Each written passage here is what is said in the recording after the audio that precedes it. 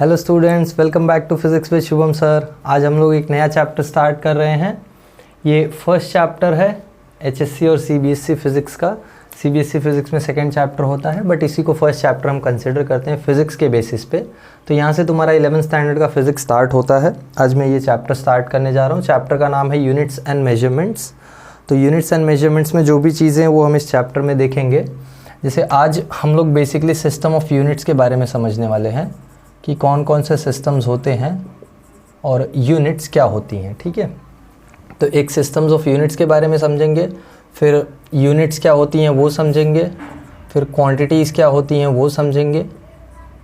ठीक है, units, quantities and फिर यूनिट्स के टाइप्स, क्वांटिटीज़ के टाइप्स, फिर उसके बाद सिस्टम ऑफ यूनिट्स वगैरह वगैरह। तो चलो लेक्चर को स्टार्ट करते हैं without wasting any time. First thing जो अपने को समझना है इस चैप्टर में वो है क्वांटिटी। क्वांटिटी बोलो या फिज़िकल क्वांटिटी। एक फ़िज़िकल क्वांटिटी क्या होती है? जब मैं बोलूँ फिज़िक्स में कोई फ़िज़िकल क्वांटिटी, तो फ़िज़िकल क्वांटिटी मतलब ऐसी क्वांटिटी जिसका वैल्यू हम मेजर कर सकते हैं। जैसे मास हो गया, टाइम हो गया, टेम्परेचर हो गया, राइट, वेलोसिटी हो गया, जो भी क्वांटिटीज़, फोर्स हो गया, मोमेंटम हो गया, जो भी क्वांटिटीज़ हम मेजर कर सकते हैं उसको हम बोलते हैं physical quantity. So basically quantity is nothing but a physical quantity. A physical quantity is a parameter that can be measured। ठीक है, ये फिजिकल क्वांटिटी का बेसिक आइडिया है। अभी क्वांटिटीज़ के दो टाइप्स होते हैं, एक होता है फंडामेंटल क्वांटिटीज़ और एक होता है डिराइव्ड क्वांटिटीज़। यही मैं साइड में बताता हूँ। फंडामेंटल क्वांटिटीज़ क्या होती हैं? फंडामेंटल क्वांटिटीज़ ऐसी क्वांटिटीज़ होती हैं जिनका वैल्यू किसी दूसरे क्वांटिटी के मेजरमेंट पे डिपेंडेंट नहीं है। जैसे फॉर एग्जांपल मैं कंसिडर करता हूँ मास। सपोज़ मुझे इस पेन का मास मेजर करना है, तो इस पेन का मास मेजर करने के लिए मुझे इसके लेंथ का मेजरमेंट ज़रूरी नहीं है, या इसके लेंथ के मेजरमेंट का रिक्वायरमेंट नहीं है। इसका लेंथ मुझे नहीं भी पता है तो भी मैं मास मेजर कर सकता हूँ, राइट। सेम लेंथ के लिए भी है, अगर मुझे इसका लेंथ मेजर करना है तो मुझे इसका मास जानने की ज़रूरत नहीं है। तो ऐसी कुछ क्वांटिटीज़ हैं जो दूसरे किसी क्वांटिटी पे डिपेंडेंट नहीं होती हैं, तो उन क्वांटिटीज़ को हम लोग बोलते हैं fundamental quantities which are independent of other quantities. तो जो क्वांटिटी दूसरे किसी क्वांटिटी पे डिपेंडेंट नहीं होती है उसको हम लोग बोलते हैं फंडामेंटल क्वांटिटी, और ये समझ में भी आता है नाम से भी।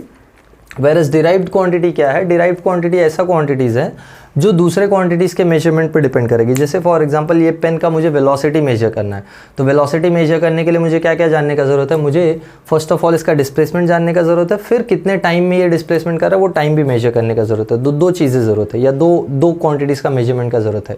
ये जैसे मुझे इसका डेंसिटी मेजर करना है, डेंसिटी मेजर करने के लिए मुझे इसका मास जानना ज़रूरी है और वॉल्यूम जानना ज़रूरी है, मास अपॉन वॉल्यूम ना। तो डेंसिटी भी डिराइव्ड क्वांटिटी हो गया। So basically which are dependent on other quantities. ठीक है, आई होप एकदम सिंपल था, ये क्लियर रहा होगा। फंडामेंटल क्वांटिटीज़ हैं जो इंडिपेंडेंट है, डिपेंडेंट क्वांटिटीज़ हैं जो डिराइव्ड क्वांटिटीज़ हैं जो डिपेंडेंट है। ठीक है, फाइन। अभी यूनिट क्या होता है? Unit is basically smallest value और standard value of a quantity. किसी क्वांटिटी का स्टैंडर्ड वैल्यू जो होता है उसको हम लोग उसका यूनिट बोलते हैं। ठीक है, standard value of a quantity. अभी ज़रूरी नहीं स्टैंडर्ड वैल्यू हमेशा सेम हो। जैसे फॉर एग्जांपल कभी कभी लेंथ का स्टैंडर्ड वैल्यू 1 मीटर लेते हैं, कभी कभी लेंथ का स्टैंडर्ड वैल्यू 1 किलोमीटर लेते हैं, कभी कभी लेंथ का स्टैंडर्ड वैल्यू सेंटीमीटर लेते हैं, मिलीमीटर लेते हैं, वगैरह वगैरह। तो ये सब कुछ डिपेंड करता है कि किस तरह का मेजरमेंट करना है। जैसे फॉर एग्जांपल मुझे इस पेन का लेंथ मेजर करना है तो मेरे लिए सेंटीमीटर स्टैंडर्ड होगा। क्यों? क्योंकि इसके लेंथ को मैं सेंटीमीटर्स में रिप्रेजेंट कर सकता हूँ ना। ये कितना होगा? 15 सेंटीमीटर या 13 सेंटीमीटर, 14 सेंटीमीटर। इसका मतलब क्या है? इसका मतलब है इसके लिए स्टैंडर्ड वैल्यू अगर मैं 1 मीटर लूँ तो 1 मीटर में मैं मेजर तो कर नहीं पाऊंगा, ये पेन 1 मीटर लंबा है नहीं, राइट। तो मुझे सेंटीमीटर को स्टैंडर्ड लेना पड़ेगा। वेयर एज अगर सपोज कर लो मुझे एक पॉइंट है, लेट्स जस्ट से मुझे Mumbai to Delhi distance measure करना है, तो वो मैं मीटर्स में मेजर नहीं कर पाऊंगा, तो वहाँ मुझे किलोमीटर स्टैंडर्ड वैल्यू लेना पड़ेगा। अगर मुंबई से दिल्ली का डिस्टेंस लेट्स जस्ट से 1500 किलोमीटर्स है तो वहाँ पे किलोमीटर एक स्टैंडर्ड वैल्यू हो गया। कभी कभी माइल्स भी स्टैंडर्ड वैल्यू लेते हैं। तो बेसिकली जब भी कोई क्वांटिटी होती है ना फिजिक्स में, वो क्वांटिटी को हम कैसे लिखते हैं? वो क्वांटिटी को लिखते हैं क्वांटिटी का वैल्यू इनटू उसका यूनिट, जिस यूनिट में हम मेजर करें। जैसे फॉर एग्जांपल के लिए देखो एग्जाम्पल के लिए हमने लिखा जैसे distance is 10 kilometres, right, length is 5 metres, mass is 15 kilograms, mass is let's just say mass is 10 grams. ये सब क्या है, देखो क्वांटिटी का वैल्यू है और उसका करस्पॉन्डिंग यूनिट है जिस यूनिट में वो मेजर किया गया है। तो ज़रूरी नहीं कि हमेशा यूनिट सेम ही होगा, अलग अलग यूनिट होता है अलग अलग रिक्वायरमेंट के हिसाब से। अब इन यूनिट्स के भी दो टाइप्स होते हैं, जस्ट लाइक क्वांटिटीज़ के दो टाइप्स। अगेन यूनिट्स के फंडामेंटल और डिराइव्ड टाइप्स होते हैं। तो फंडामेंटल यूनिट्स जो होती हैं, these are basically the units which are independent of the other. जैसे फॉर एग्जाम्पल लेंथ का जो यूनिट मीटर है वो फंडामेंटल यूनिट हो गया। तो ऐसा units in which fundamental quantities are measured.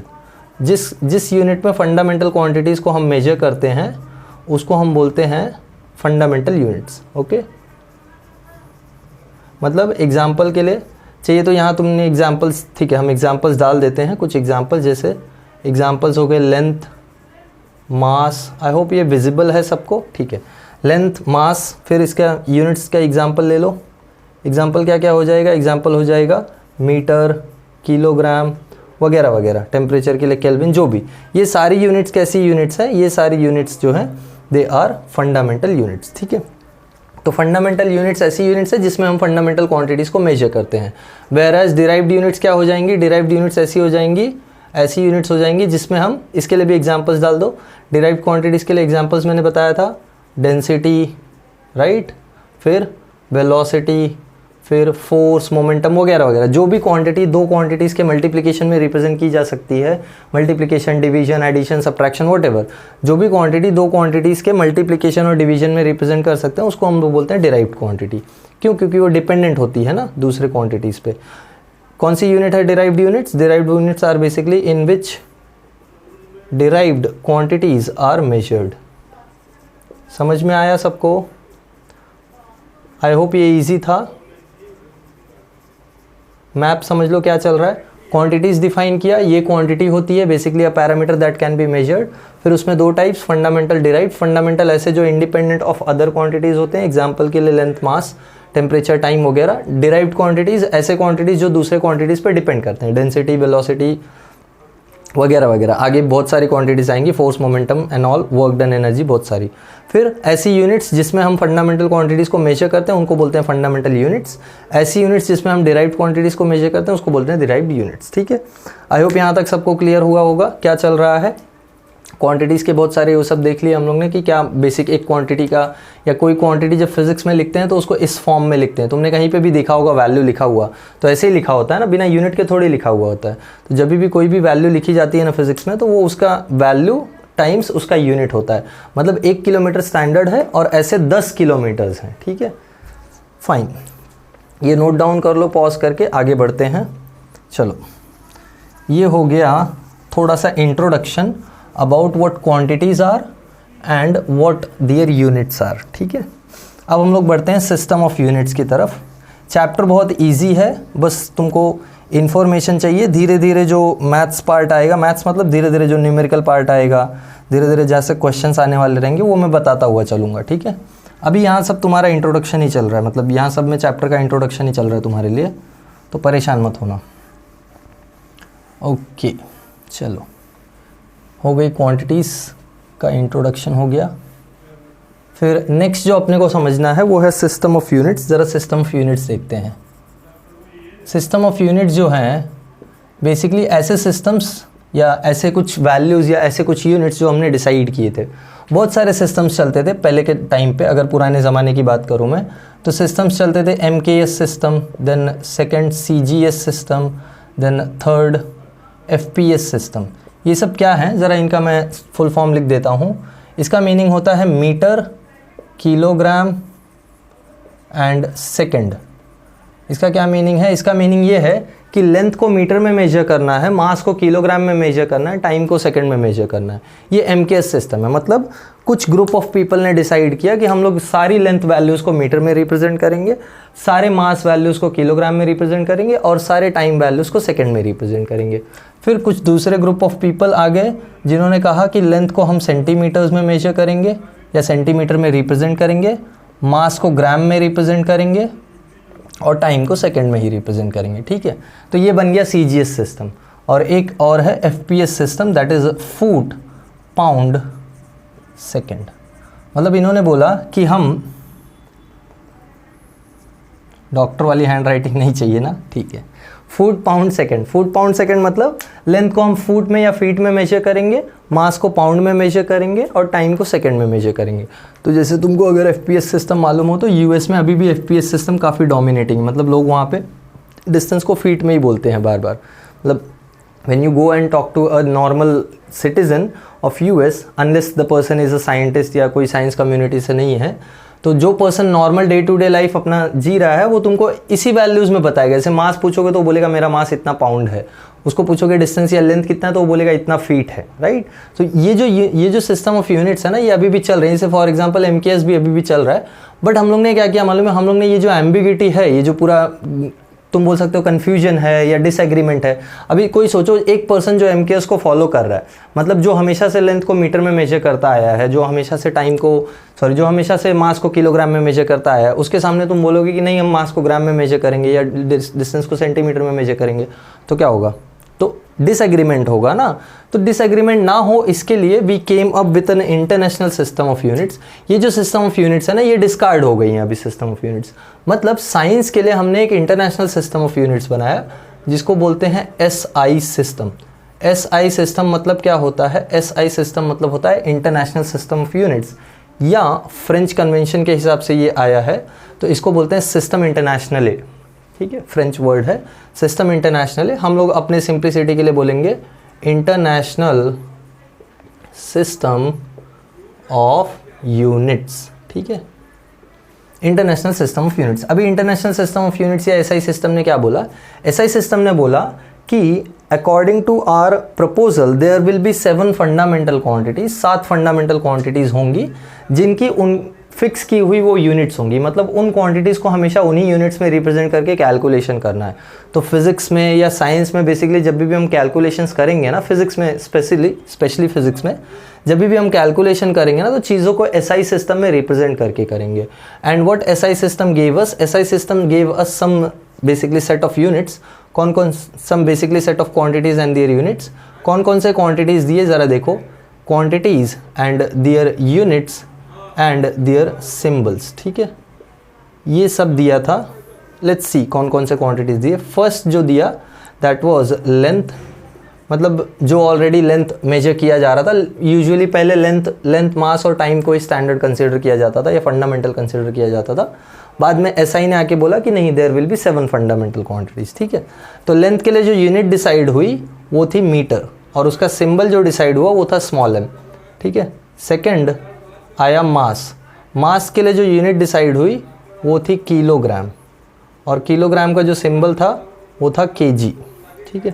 Third time के लिए जो यूनिट डिसाइड हुई वो अभी भी सेकेंड ही थी, और इसके लिए सिंबल था स्मॉल s।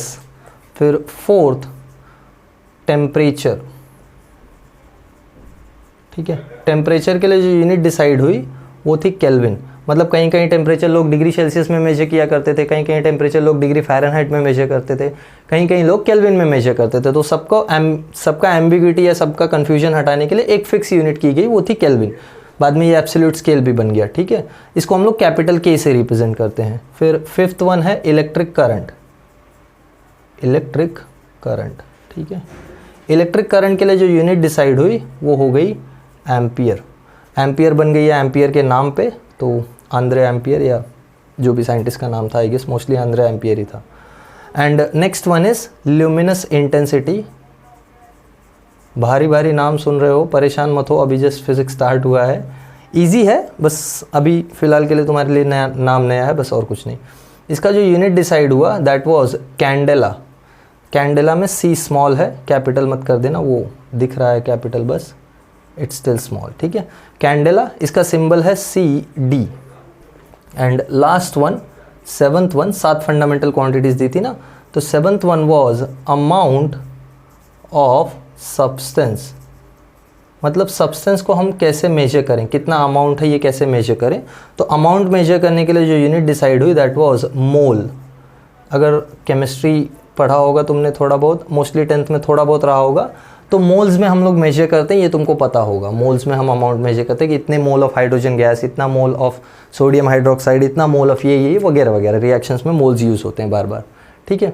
तो ये 7 फंडामेंटल क्वांटिटीज़ बताई एसआई सिस्टम ने, और बोला कि उनका यही यूनिट्स फंडामेंटल यूनिट्स रहेगा, इसके अलावा दूसरा कोई यूनिट नहीं लेना है। जैसे फॉर एग्जांपल कहीं पे भी कैलकुलेशन करना है तो लेंथ का कैलकुलेशन हर जगह, पूरा कैलकुलेशन में लेंथ मीटर्स में ही लिया जाएगा, पूरे कैलकुलेशन में मास किलोग्राम्स में लिया जाएगा, वगैरह वगैरह। ऐसे 7 सिस्टम, ये पूरा सिस्टम बना के एसआई सिस्टम ने बोला कि now this is final and this is actually universally accepted. Universally मतलब ऐसा नहीं कि अर्थ के बाहर एक्सेप्टेड है, अर्थ के बाहर तो कौन है पता नहीं है। तो फिलहाल अर्थ पे हर जगह पे ये चीज़ एक्सेप्टेड है साइंस कम्युनिटी में। Everyone accepts this and everyone follows this convention as well. So based on SI system अपने पास 7 यूनिट्स आ गई हैं, उनके फंडामेंटल 7 क्वांटिटीज़ आ गई हैं फंडामेंटल, उनके फंडामेंटल यूनिट्स आ गए हैं, उनके सिंबल्स आ गए। इनके अलावा जो भी यूनिट्स हैं, जो भी क्वांटिटीज़ हैं, वो सब फंडामेंटल नहीं है, वो सब डिराइव्ड हैं। जैसे लेंथ, मास, टाइम, टेम्परेचर, ये 7 के अलावा जो भी क्वांटिटीज़ बच गई, कौन सी क्वांटिटीज़ बच गई? अरे बहुत बची हैं, इन्फिनिट, मतलब n नंबर ऑफ क्वांटिटीज़ है, मतलब बहुत नंबर ऑफ क्वांटिटीज़ है, तुम गिन नहीं पाओगे। फोर्स है, मोमेंटम है, एनर्जी है, पावर है, वगैरह वगैरह बहुत है, डेंसिटी है, वो सारी क्वांटिटीज़ वो सब फंडामेंटल नहीं है, ठीक है, फाइन। ये हो गया सिस्टम ऑफ यूनिट्स के बारे में।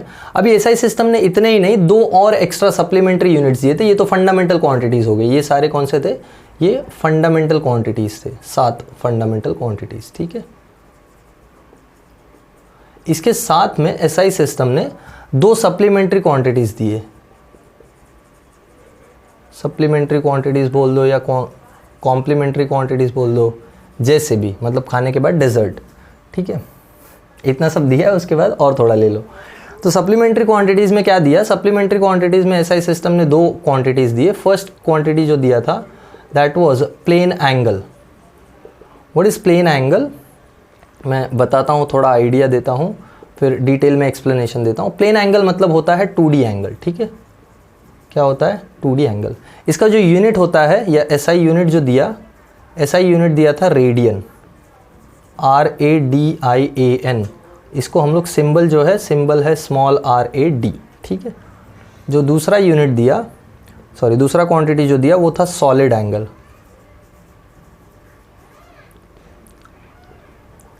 सॉलिड एंगल को बोलते हैं 3D एंगल, ठीक है। अभी इसको एक्सप्लेन करूंगा, परेशान मत हो सर क्या लिख के चले जा रहे हो, बता नहीं रहे हो, मैं बताऊंगा, डोंट वरी। ये अभी तुम नोट डाउन कर लो, उसके बाद मैं एक्सप्लेनेशन दूंगा ये प्लेन एंगल और सॉलिड एंगल पे। एसआई यूनिट क्या है इसकी? एसआई यूनिट है स्टेरेडियन, ठीक है। और इसका भी सिंबल, इसका सिंबल जो है that is SR, small SR, ठीक है। अभी ये भी हम सीखेंगे कि क्यों इसको स्मॉल में रखा है। कुछ देखो कैपिटल में, ये कैपिटल में, ये कैपिटल में, बाकी सब स्मॉल में क्यों है, या ये सारे स्मॉल में क्यों है, ये सब हम लोग को सीखना है अभी, ठीक है। तो पहले पॉज करके इतना सब कुछ नोट डाउन करो। आई होप सबको इतना तक समझ में आया है क्या चल रहा है। 7 फंडामेंटल क्वांटिटीज़, फिर 2 सप्लीमेंट्री क्वांटिटीज़, ठीक है। ये 7 फंडामेंटल क्वांटिटीज़ हो गई और 2 सप्लीमेंट्री। इसको पॉज करके नोट डाउन करो, फिर हम प्लेन एंगल और सॉलिड एंगल पे बात करते हैं, ठीक है। ओके, सो हम लोग ने क्या क्या देखा अब तक देखा कि लोग पहले से काफ़ी परेशान थे। 2-3 सिस्टम्स चले आ रहे थे अलग अलग, MKS, CGS, FPS वगैरह वगैरह।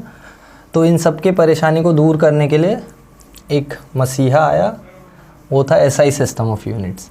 एसआई सिस्टम ऑफ यूनिट्स ने फिक्स कर दिया कि there will be only these many fundamental quantities, इतने ही फंडामेंटल क्वांटिटीज़ होंगे और उनका यही यूनिट होगा, चाहे जहाँ पे भी कैलकुलेशन किया जाएगा यही यूनिट में कैलकुलेशन किया जाएगा, ठीक है। तो वो कौन कौन से 7 यूनिट्स बताए, 7 फंडामेंटल यूनिट्स और क्वांटिटीज़ बताए। पहला बताया लेंथ का एसआई यूनिट मीटर का सिंबल स्मॉल m, ठीक है। फिर बताया मास का SI unit kilogram, symbol small kg। Time का एसआई यूनिट सेकंड का सिंबल स्मॉल s। फिर बोलो, फिर टेम्परेचर का SI unit kelvin, symbol capital K। फिर करंट का एसआई यूनिट एम्पियर का सिंबल कैपिटल A। फिर ल्यूमिनस इंटेंसिटी, उसका यूनिट कैंडेला और सिंबल CD, स्मॉल cd, हाँ। फिर लास्ट वाला अमाउंट ऑफ सब्सटेंस, जिसका यूनिट था मोल और सिंबल था MOL, ठीक है, now let's go further and understand about this plane angle. ये प्लेन एंगल के बारे में समझते हैं कि ये प्लेन एंगल है क्या चीज़। प्लेन एंगल को हमने नाम तो दे दिया 2D एंगल, इसके बारे में थोड़ा सा डिटेल में देखते हैं। जैसे मेरे पास जब भी दो लाइंस होती हैं, जैसे ये दो लाइंस हैं, तो ये दो लाइंस जो एंगल सबटेंड करती हैं या ये दो लाइंस आपस में जो एंगल बनाती हैं, इसी एंगल को हम 2D एंगल बोलते हैं। बस यही बेसिक आइडिया है 2D एंगल का। मतलब अब तक जो तुम प्रोट्रैक्टर रख के, वो D रख के, फिर जो भी करके बना रहे थे एंगल ना, वो तुम्हारा प्लेन एंगल ही चल रहा था। तुम अब तक प्लेन एंगल ही बना रहे थे। मतलब एक पेपर तो 2D है ना, तो पेपर पे कोई भी लाइन खींचोगे, कैसी भी लाइन खींचोगे, एंगल 2D ही रहेगा। तो पेपर पे बनने वाले जो एंगल्स थे वो सारे 2D हुआ करते थे। अब इसको कैसे समझे हम लोग, ज़रा इसको ऐसे समझते हैं। सपोज़ जैसे ये एक आर्क है और ये आर्क इस पूरे सेंटर पे कुछ एंगल सबटेंड कर रहा है। थोड़ा आर्क लेंथ के बारे में समझ लो। जैसे तुमको मालूम होगा सर्कल का एक छोटा सा सर्कल का एक पार्ट होता है ना आर्क, और ये आर्क सर्कल के सेंटर पे कुछ एंगल सबटेंड करता है। सपोज़ ये वो एंगल है, यही वो एंगल, इसको मैं डी थीटा ले लेता हूँ और लेट्स से ये आर्क लेंथ है ds, ये हो गया रेडियस ऑफ द सर्कल। ठीक है, छोटा लेंथ ds या छोटा आर्क लेंथ ds, छोटा एंगल d थीटा। इसमें एक रिलेशन होता है। क्या रिलेशन होता है? रिलेशन होता है कि ds is equal to R D theta, या अगर ये आर्क लेंथ s है, रेडियस r है, तो एक रिलेशन होता है s is equal to are theta. अब ये रिलेशन तुमने पढ़ा है तो बहुत अच्छी बात है, नहीं पढ़ा है तो मैं तुमको बता देता हूँ, ज़रा देखो। जैसे फॉर एग्जांपल ये भी एक आर्क है ना, लाइक दिस, ये भी एक आर्क है और ये एंगल थीटा है। ठीक है, अगर ये एक स्ट्रेट लाइन है तो हम लोग कंसिडर कर सकते हैं कि ये एंगल 90 है, और अगर ये बहुत छोटा है, ये जो लेंथ है आर्क लेंथ, ये बहुत छोटा है s, तो हम लोग को पता है कि ये बहुत छोटा है तो एंगल बहुत छोटा होगा, और ये अपना रेडियस हो गया। तो मैं रेडियस और इसके लिए फॉर्मूला निकालूं तो मुझे क्या मिलेगा, ज़रा ध्यान से देखो। मैं निकालूं यहाँ से साइन थीटा, ये एंगल 90 है ना, तो यहाँ पे ट्रिग्नोमेट्रिक रेशियोज लगा सकते हैं। साइन थीटा क्या हो जाएगा? साइन थीटा हो जाएगा ऑपोजिट अपॉन हाइपोटेन्यूज, यानी s अपॉन r, यानी s क्या मिलता है? r sine theta. But there is something in maths that you should know called as small angle approximation. ये क्या होता है स्मॉल एंगल अप्रॉक्सीमेशन? क्यों बता रहा हूँ, या क्या परेशानी का कुछ बात है क्या? नहीं, परेशानी का कुछ बात नहीं है, सिंपल सा बात है। स्मॉल एंगल अप्रॉक्सीमेशन क्या बोलता है? If theta is less than 10 degrees तो साइन थीटा नियरली थीटा के इक्वल होता है। अगर साइन थीटा 10 डिग्री से छोटा है तो ये वैल्यू फिक्स होती है, या ये वैल्यू हम लोग लिख सकते हैं। Also tan theta is also nearly equal to theta. इसको बोलते हैं स्मॉल एंगल अप्रॉक्सीमेशन, ये चीज़ याद रखना। ठीक है, तो यहाँ से साइन थीटा की जगह पे थीटा लिख सकते हैं, तो अपने को फॉर्मूला मिल जाएगा s is equal to are theta, जो कि मैंने यहाँ पे लिखा था। ठीक है, तो ये फॉर्मूला आता है। अब सोचो, ये जो प्लेन एंगल मिला है इसका मैं पूरा वैल्यू निकालूँ तो कितना आ सकता है? तो ये बेसिकली पूरा एक सर्कल का पार्ट है ना, तो इस पूरे सर्कल का आर्क लेंथ अगर मुझे निकालना है, या इस पूरे सर्कल का आर्क लेंथ में निकालूं, तो पूरे सर्कल का आर्क लेंथ तो हो जाएगा I guess circumference, simple as that.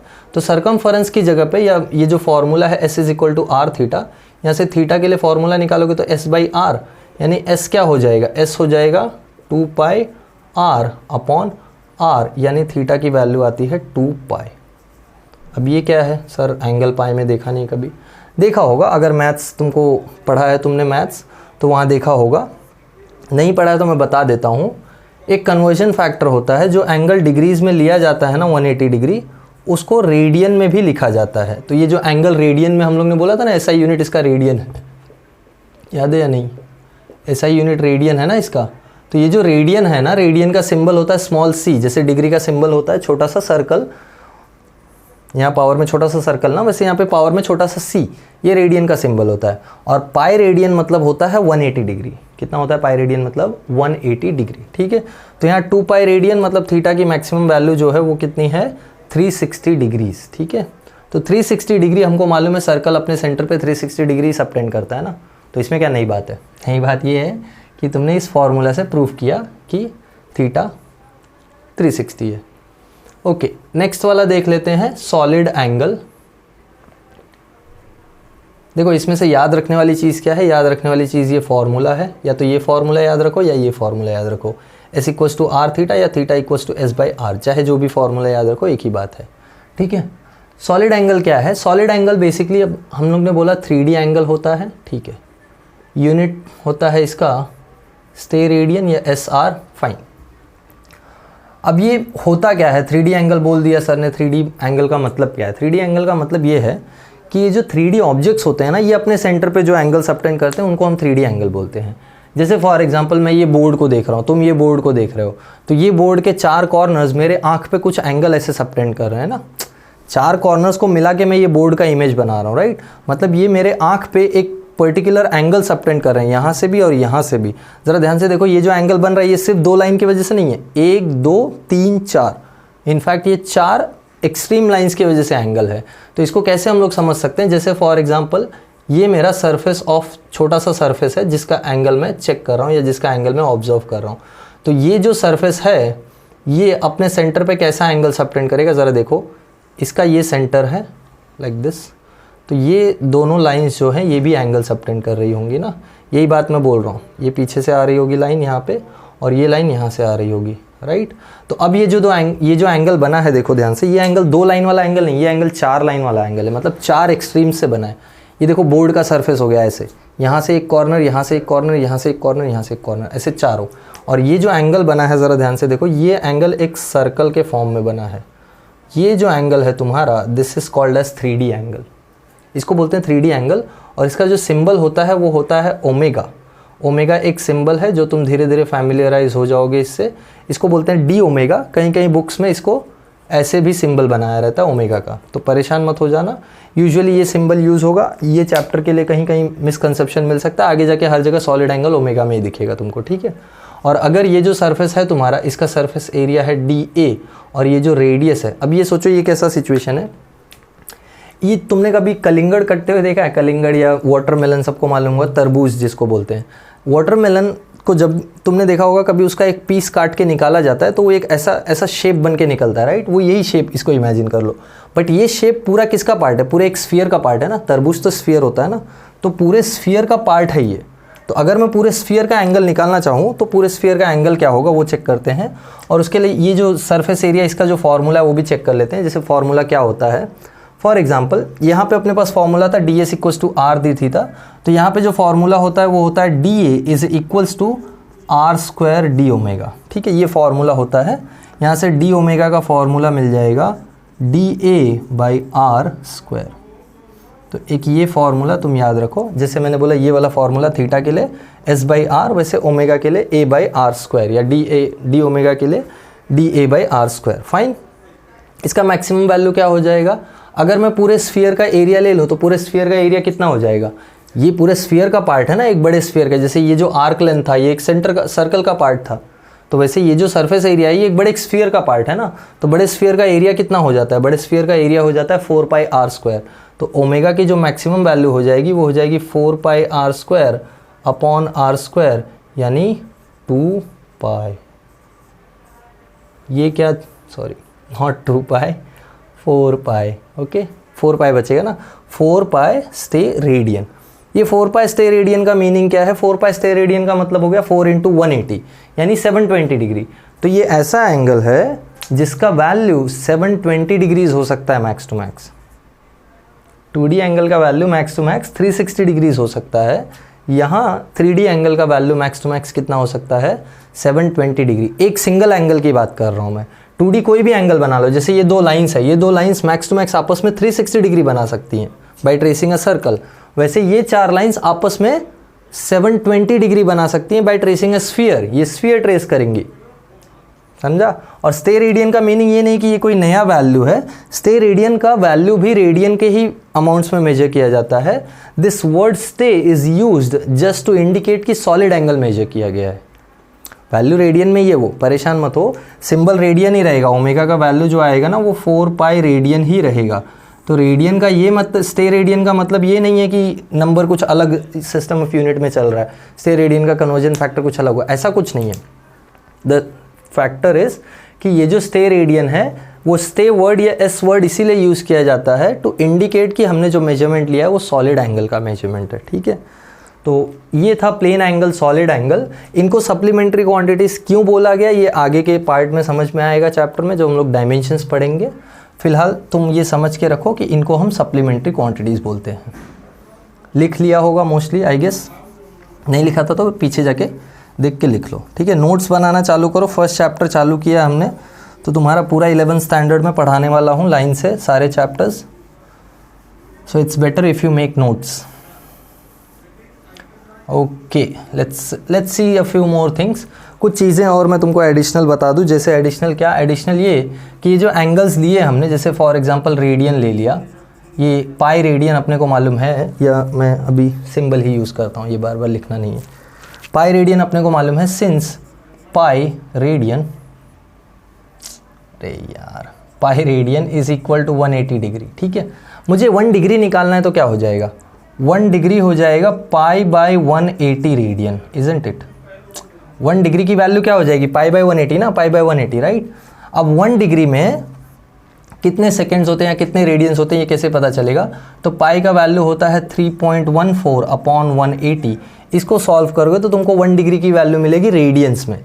वो वैल्यू कितनी आती है याद रखने की ज़रूरत नहीं है. ठीक है, फिर 1 डिग्री में 60 मिनट्स होते हैं, ये याद रखना. 1 degree equals 60 minutes. Angle minutes में भी मेजर होता है. ये क्या नया प्रॉब्लम है, प्रॉब्लम धीरे धीरे समझ में आएगा.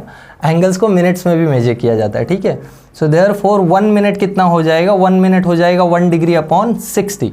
अब मुझे 1 मिनट को रेडियंस में निकालना है, तो 1 डिग्री ऑलरेडी कितना है, 3.14 अपॉन 180. सो 3.14 अपॉन 180 इंटू 60, ये हो गया वैल्यू रेडियन में.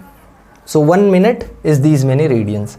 Also we know since 1 minute is equal to 60 seconds. ये तो बचपन से सबको पता है, कुछ नया तो बता नहीं रहा हूँ, बचपन से सबको पता है ना. 1 minute is equal to 60 seconds. तो 1 सेकेंड कितना हो जाएगा, 1 सेकेंड हो जाएगा 1 मिनट अपॉन 60, राइट. सो 1 सेकेंड की जो वैल्यू है वो 1 मिनट की वैल्यू हमने ऑलरेडी निकाली है, 3.14 अपॉन 180 इंटू 60 और एक 60 आ जाएगा.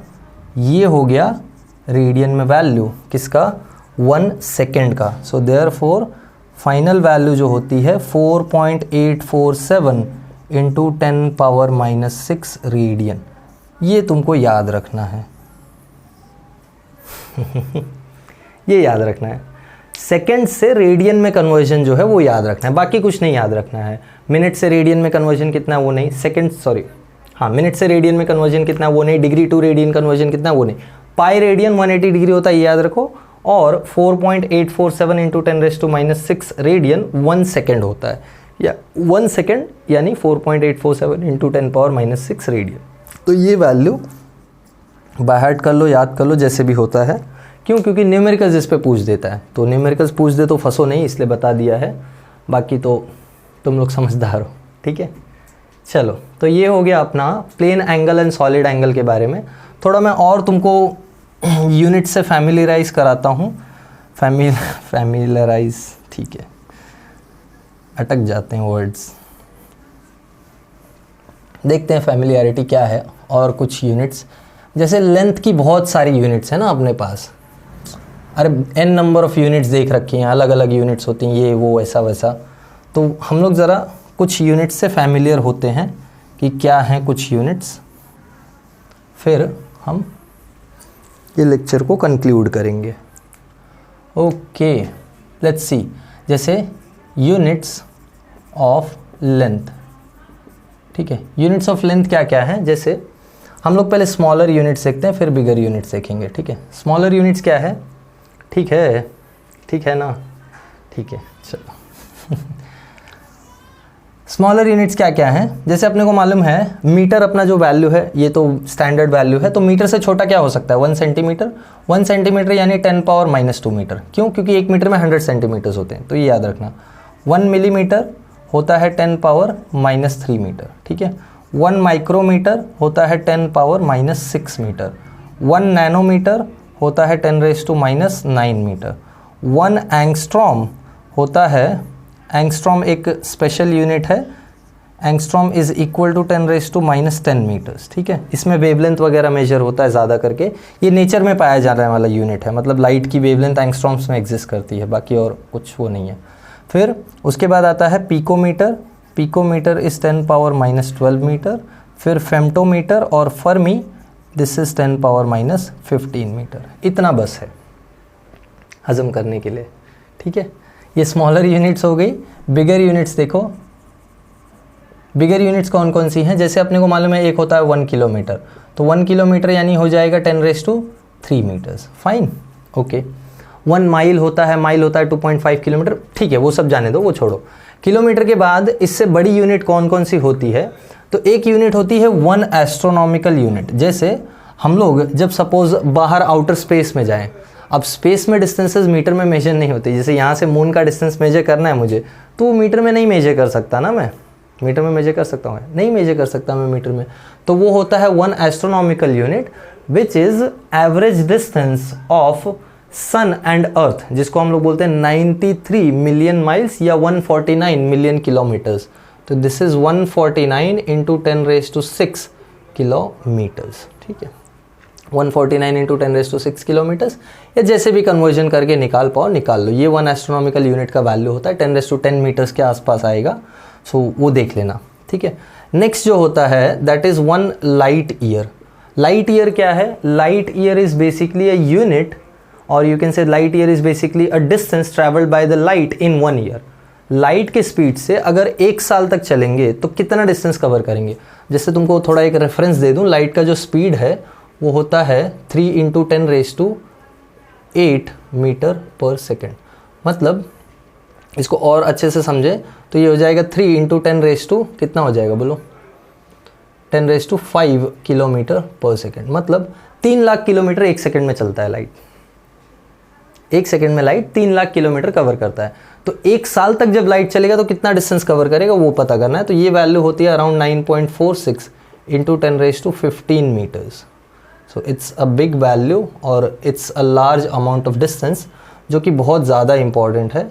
बाहर जो भी डिस्टेंसेस हम मेजर करते हैं ना लाइट ईयर में, जैसे फॉर एग्जांपल अगर तुम थोड़ा इंस्टाग्राम पे एस्ट्रोनॉमी देखते होगे या कहीं भी देखा होगा तुमने, तो ये जो सारे डिस्टेंसेस होते हैं, ये गैलेक्सी अपने से 2.5 मिलियन लाइट ईयर्स दूर है। एंड्रोमेडा गैलेक्सी जैसे नियर बाय गैलेक्सी जो है अपनी नियरेस्ट गैलेक्सी, वो अराउंड 2.5 मिलियन लाइट ईयर्स दूर है। फिर नियरेस्ट स्टार 4.2 लाइट ईयर्स दूर है। ऐसे ये सब क्या है वैल्यू, 4.26 लाइट ईयर्स दूर। अपना जो स्टार, अपना जो ये basically centre of milky way Galaxy, वो 26,000 लाइट ईयर्स दूर है। ये सब वैल्यूज़ क्या हैं? ये सब वैल्यूज़ बेसिकली डिस्टेंस वैल्यूज़ हैं। मतलब ये इस पॉइंट से उस पॉइंट तक का डिस्टेंस है। नियरेस्ट स्टार मतलब क्या, सन से लेके उस स्टार तक, प्रॉक्सिमा सेंटोरी तक का डिस्टेंस है। जिसको प्रॉक्सिमा सेंटोरी नहीं मालूम, वो प्रॉक्सिमा सेंटोरी बेसिकली अपना नियरेस्ट स्टार है, दूसरा कोई स्टार सिस्टम। ओके, तो ये लाइट ईयर में हम सारी डिस्टेंसेस मेजर करते हैं जब डिस्टेंस बहुत ज़्यादा हो जाता है। और तुमको समझ में आ रहा है, गैलेक्सीज अपने से बिलियंस ऑफ लाइट ईयर्स भी दूर है। अभी से रिसेंट जो सबसे ओल्डेस्ट गैलेक्सी डिस्कवर हुई है, अभी तुम लोग को मालूम होगा शायद, जेम्स वेब टेलीस्कोप, पता है सबको, तो आई गेस आइडिया हो। जेम्स वेब टेलीस्कोप ने अभी जो ओल्डेस्ट गैलेक्सी वो डिस्कवर की है, तो that is around 12 billion light years ahead. मतलब अपने से लाइट 12 बिलियन साल दूर, मतलब लाइट को वहाँ से यहाँ आने में 12 बिलियन साल लग गए हैं। मतलब basically around the start of the universe as well. मतलब यूनिवर्स जब स्टार्ट हुआ था उसके 2 बिलियन साल बाद ही वो गैलेक्सी बन गई थी। और एक और लास्ट होता है दैट इज़ 1 पारसेक। मैं क्यों बता रहा हूँ ये सब, ठीक है बता देने दो, तुम्हारे काम आ जाएगा, किसी के तो काम आ जाएगा, ठीक है। 1 पारसेक क्या होता है? 1 parsec is also a unit which is a bigger unit. Bigger unit कितना है ये? This is called as 3.26 light years. ये 1 पारसेक की वैल्यू है। ऐसे नहीं याद रहता है, मोस्टली वैल्यू तुमको याद रखने का ज़रूरत नहीं है कि मीटर्स में कितना है, यहाँ से ये नंबर से याद कर लोगे, ठीक है। तो ये नंबर याद रहेगा तो बहुत अच्छी बात है, ये नंबर से ये भी कन्वर्ट कर लोगे। 1 पारसेक होता कितना है? 1 पारसेक बेसिकली ऐसा डिस्टेंस है जहाँ से 1 एस्ट्रोनॉमिकल यूनिट 1 सेकेंड का पैरेलैक्स एंगल बनाता है। तो ये पैरेलैक्स एंगल की जो बात है ये हम लोग आगे करेंगे, परेशान मत हो उस पर। एक मैं वीडियो लेके आऊँगा पैरेलैक्स मेथड पे ही, तो उस पर हम लोग बात करेंगे। अभी फ़िलहाल के लिए ये समझ के रखो कि पारसेक होता है 3.26 लाइट ईयर्स। तो नियरेस्ट स्टार जो अपना है वो 4.26 लाइट ईयर्स दूर है। मतलब उसको कन्वर्जन करोगे तो 1.23 पारसेक के डिस्टेंस पे आता है, ठीक है। यूनिट्स ऑफ मास, मास के यूनिट्स देखो, स्मॉलर एंड बिगर। तो पहले मैं स्मॉलर बताता हूँ। स्मॉलर कौन कौन सी है, ज़रा स्मॉलर पे जाते हैं। काफ़ी सारी यूनिट्स आने वाली हैं। जैसे अपने को मालूम है ग्राम, 1 ग्राम कितना होता है? 1 ग्राम इज़ बेसिकली, किलोग्राम है ना ऐसा यूनिट, यानी 10 पावर माइनस। अच्छा हम लोग ग्राम्स में ही सारा एक स्टैंडर्ड वैल्यू ग्राम ले लेंगे। 1 milligram is equal to 10⁻³ grams, ठीक है। उसके बाद 1 माइक्रोग्राम, माइक्रोग्राम होता है 10⁻⁻6 ग्राम्स। फिर उसके नीचे नैनोग्राम, ठीक है जाने दो, नैनोग्राम लिखने की ज़रूरत नहीं। नैनोग्राम शायद तुमको कहीं दिखे, शायद ही। नैनोग्राम हो जाएगा 10⁻⁹ ग्राम्स, ठीक है। उसके बाद एक और यूनिट होती है जो काफ़ी छोटी है मास की, जैसे फॉर एग्जांपल मुझे प्रोटॉन का मास मेजर करना है, तो प्रोटॉन तो ऐसा चीज़ है जो बहुत ही छोटा है ना, मतलब it is one of the fundamental particles, पहले के बिलीफ के हिसाब से बता रहा हूँ, अभी तो क्वार्क्स है तो वो छोड़ो, मतलब ये बहुत ही मतलब काफ़ी छोटा पार्टिकल है, उसका वैल्यू कितना होगा मास का। So there is a unit called as atomic mass unit, AMU। ये जो यूनिट है या ये जो वैल्यू है दिस इज़ 1.66, और let me take 1.66 only, 1.66 into 10⁻⁻27 kilograms. ये देखो 10⁻27 से डिवाइड करना पड़ेगा तुमको to get the value in AMU। ये एक प्रोटॉन का मास है। ये मेजर कैसे कर लिया हमने, बोलोगे सर मेजर कैसे कर लिया, एक प्रोटॉन को पकड़ के मेजर किया क्या तराजू पे रख के? नहीं, ऐसे नहीं मेजर किया, मैंने मेजर भी नहीं किया है, मेजर किया जिसने वो बता दूँ कैसे मेजर किया। They have C12 atom, C12 मतलब ऐसा एटम, कार्बन एटम जिसका एटॉमिक मास 12 है, एटॉमिक मास नंबर 12 है, तो इसका एटॉमिक मास निकालोगे तो इसका एटॉमिक मास होता है 12 ग्राम्स, ठीक है। तो हमने क्या किया, इसका जो मास निकाला है, ये मास C12 एटम का निकाल के इसको डिवाइड बाय 12 किया, तो अपने को ये नंबर मिलता है। C12 एटम का जो मास है वो निकाला, तो अपने को मोलार मास, ये तो मोलार मास हो जाएगा 12 ग्राम, मोलार मास की बात नहीं कर रहा हूँ मैं, बेसिकली C12 एटम, एक C12 एटम का मास मेजर किया। कैसे मेजर करेंगे, मोलार मास हमको मालूम है 12 ग्राम हो जाएगा, एक मोल में 6.022 इंटू 10⁻23 एटम्स होते हैं, वो डिवाइड करो, एक एटम मिल जाएगा, एक एटम का मास मिल गया, एक एटम का मास मिला तो उसको डिवाइड बाय 12 कर दो, तो तुमको एक प्रोटॉन का मास मिल जाएगा, ठीक है। So it's a tedious calculation और hectic calculation that you do not need to do, you just need to know it कि कैसे ये आया, ठीक है। बिगर यूनिट्स देखो, बिगर यूनिट्स कौन कौन सी हैं, बिगर यूनिट्स कुछ ही हैं, एक दो, कौन कौन सी बिगर यूनिट्स हो जाएंगी, जैसे किलोग्राम के बाद आता है क्विंटल, 1 क्विंटल ये होता है 10⁻² kg या 100 kg, and then 1 metric ton, ton होता है 10⁻³ kg, बस इतना ही, ठीक है। ये मास की वैल्यूज़ हैं या मास की यूनिट्स हैं which are smaller and bigger.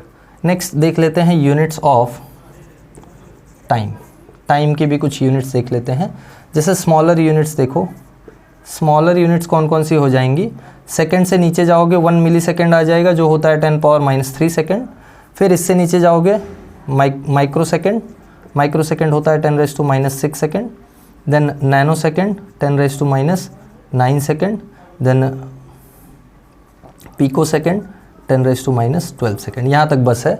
Bigger units देख लो, टाइम की बिगर यूनिट्स तो सबको मालूम होंगी, सर 1 साल 2 साल 5 साल 10 साल, ठीक, वही सब लिखना है और कुछ नहीं। जैसे फॉर एग्जांपल अपने को मालूम होता है 1 मिनट, 1 मिनट यानी 60 सेकेंड्स, ठीक है। फिर अपने को मालूम है 1 आवर, 1 आवर यानी 60 इंटू 60 सेकेंड्स, करेक्ट। फिर होता है 1 डे, 1 डे में 24 आवर्स होते हैं, तो 1 डे का जो नंबर ऑफ सेकेंड्स है ना वो ये होता है 86,400 सेकेंड्स। ये नंबर याद कर लो, बहुत इंपॉर्टेंट है, काम आता है। फिर डे के बाद आता है मंथ, मंथ के बाद ईयर वगैरह वगैरह। तो मैं ईयर के बारे में बता दूं, 1 ईयर में होते हैं 3.156 इंटू 10⁻7 सेकेंड्स। ये नंबर भी याद हो सके तो याद रख लो, काम आता है काफ़ी। फिर डेकेड आता है, मिलेनियम आता है, बहुत कुछ आता है, वो जानने का ज़रूरत नहीं है। इतनी जो यूनिट्स हैं ये सारी यूनिट्स हम लोग यूज़ करेंगे ये चैप्टर में। ये चैप्टर में क्या, आगे आने वाले फिज़िक्स में ये सारी यूनिट्स कहीं भी यूज़ हो सकती हैं रैंडमली, ठीक है। सो मैंने सारी यूनिट्स इंट्रोड्यूस कर दी हैं, कुछ अगर बच गई हो तो भूल चूक के लिए माफ़ी, but I just understand that, I hope you get the idea, okay. चलो ठीक है, सो आज के लिए हम लोग इतना बस करते हैं चैप्टर में। अब इसके बाद जो नेक्स्ट वीडियो लेके आऊँगा मैं उसमें पैरालैक्स मेथड पे बात करूँगा, कुछ मेथड्स जो मेजरमेंट टेक्निक के लिए यूज़ होते हैं। फिर हम लोग डायमेंशनल एनालिसिस स्टार्ट करेंगे जो कि इंपॉर्टेंट पार्ट है चैप्टर का। इंपॉर्टेंट मतलब ये भी बेसिक्स इंपॉर्टेंट है, ऐसा नहीं कि इंपॉर्टेंट नहीं है। आगे जो पार्ट चालू होगा वहाँ से क्वेश्चन ज़्यादा आते हैं, ठीक है। सो आई होप सबको सब कुछ समझ में आया है। कुछ भी डाउट है तो कमेंट्स में पोस्ट करो, I will try my best to solve it, okay. Bye everyone, have a good day.